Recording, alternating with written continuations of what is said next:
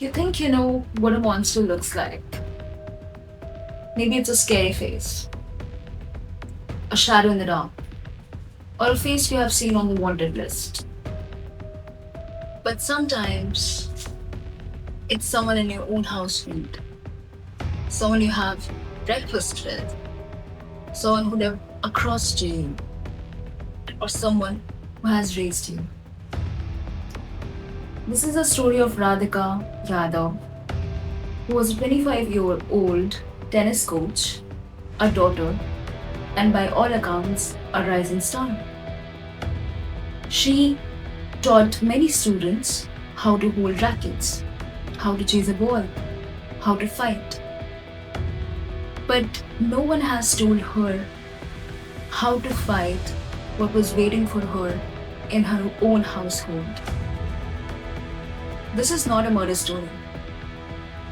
This is a story about control, about defiance, and what happens when a father couldn't tolerate, when the daughter has become more powerful than him. This is a story of Radhika Yadav.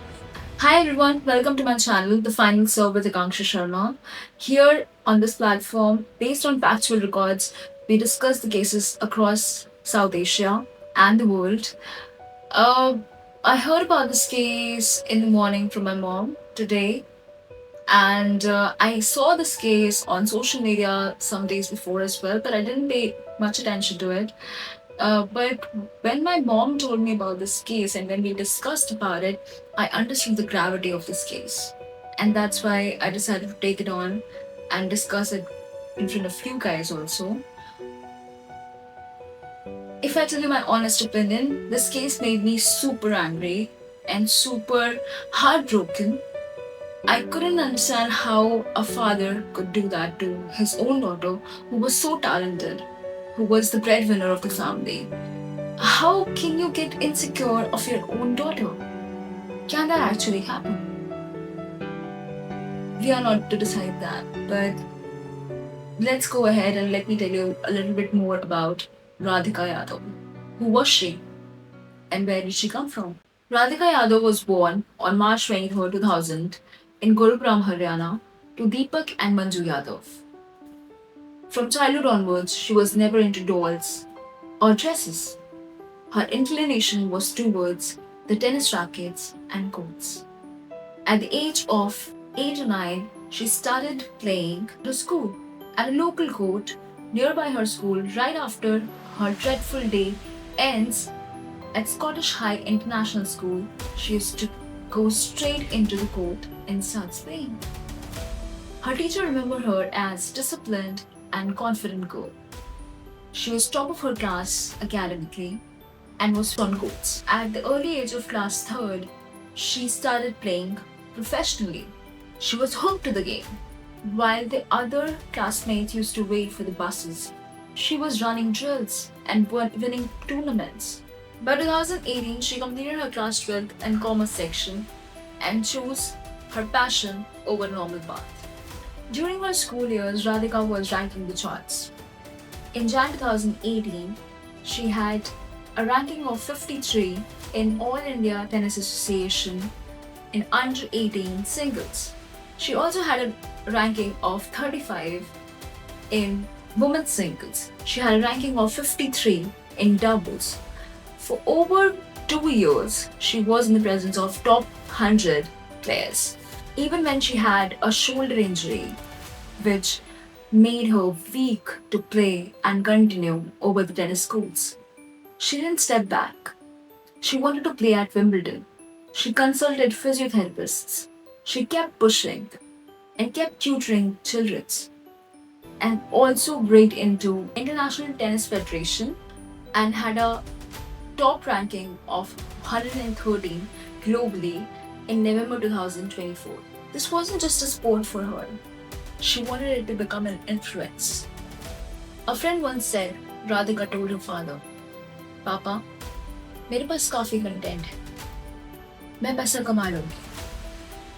Which translates, Dad, I have a lot of content in mind. I will make money no matter what. She had her sights on social media as well. She was inspired by influences from her own village. Right after school, she made a pivotal decision.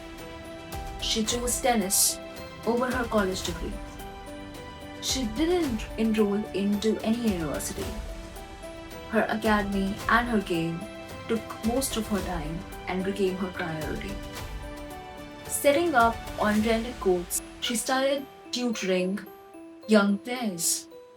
She wasn't just a coach, she was trying to build up a community of her own. The deeper she went into tennis, the more her success became a point of tension back at home.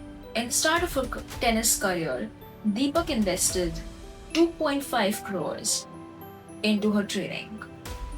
Sponsored rackets, physiotherapy, tournaments. He did it all. He left no stones unturned. He got her into top schools. He took her to the classes.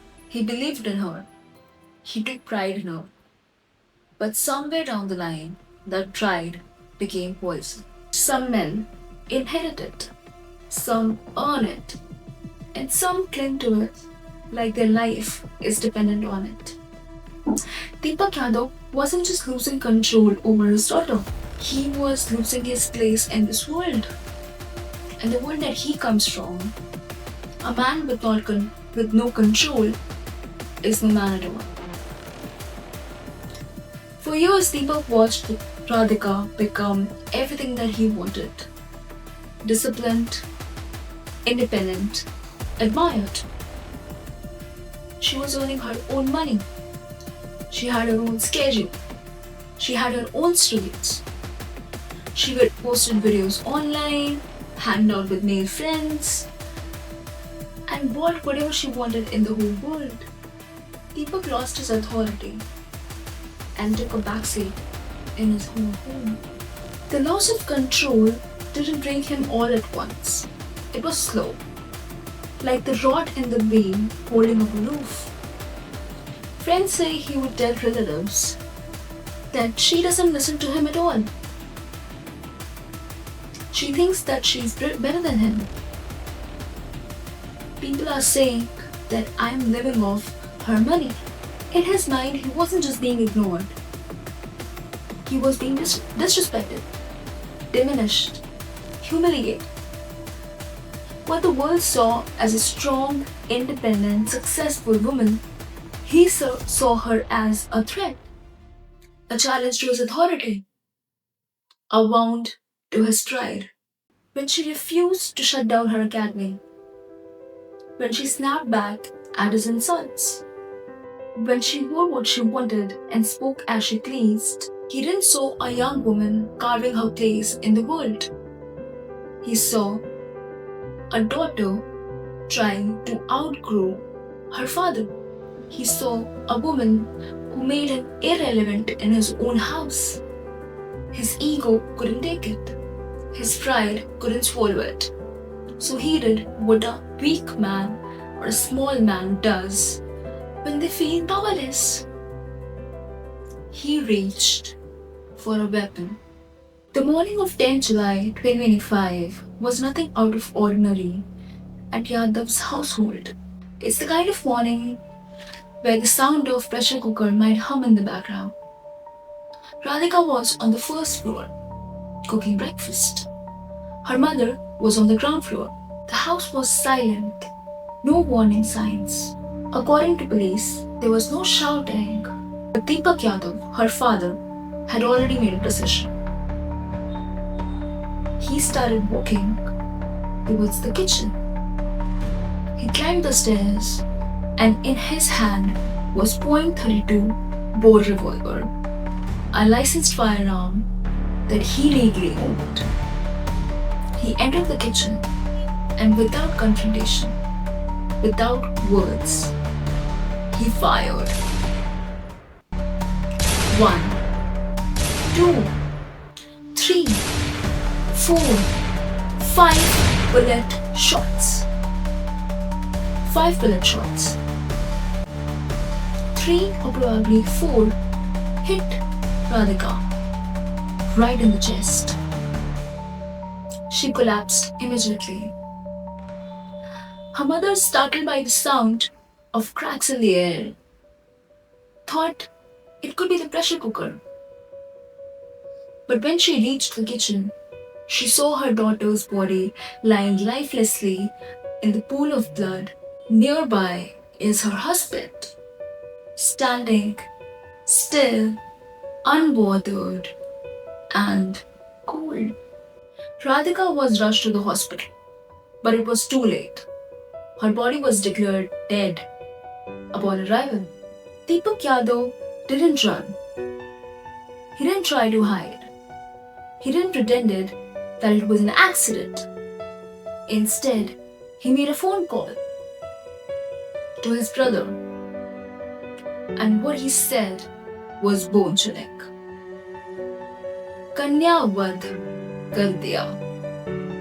I have killed the daughter. When police questioned him, his answers were clear, calculated. People insulted me, he said. They laughed at me for living off my daughter's money. I couldn't bear it anymore.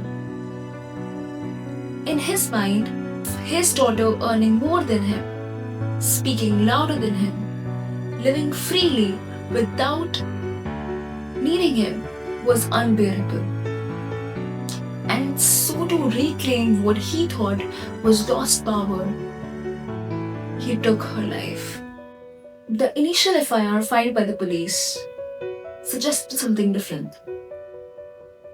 It claimed that Radhika was shot from behind. But the autopsy results said otherwise. Every bullet was shot from the front, straight into her chest. This means that Radhika saw everything. She saw her father walking. She saw him raising the gun at her. She saw him firing the bullets straight at her. And she understood. In those final moments, she understood that the danger is not out there in the world. It was right there, in front of her, standing with a revolver in her hand, pointing it right at her.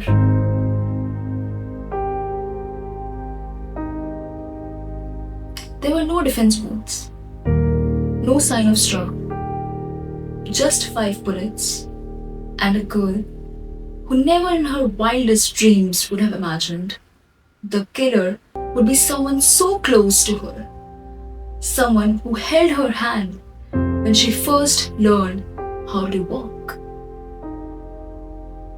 We chant Beti Bachao, Beti Padhao. We celebrate women athletes on national televisions. We post about feminism and women empowerment on social media. And then we read stories like this, where a father couldn't stand the success of his own daughter, where a father couldn't understand how his daughter outshined him. Let's stop pretending this is rare. This isn't a glitch in our system. This is our system. Women are always told to lower their gaze, to dim their ambition, and make room for male ego. And if they don't, they're vanished. Sometimes silently, and sometimes brutally. Radhika Yadav was punished for being everything her father could never be, and he couldn't handle it. There is no lesson here, no closure, no poetic justice. A daughter was killed by her father. Her only crime, she didn't stay small. She didn't stop living her life. So let's stop pretending. Let's stop saying rest in peace. Let's stop romanticizing her death. Instead, say this: Radhika, we see you. We hear your story. You are more than your murder. And we will not let your story fade. This is Akanksha Sharma, your host, and this was the final serve. If you like what we do here, please like and subscribe. Please comment down below what you think about this case, and also let me know if you want me to cover some certain cases that's in your mind.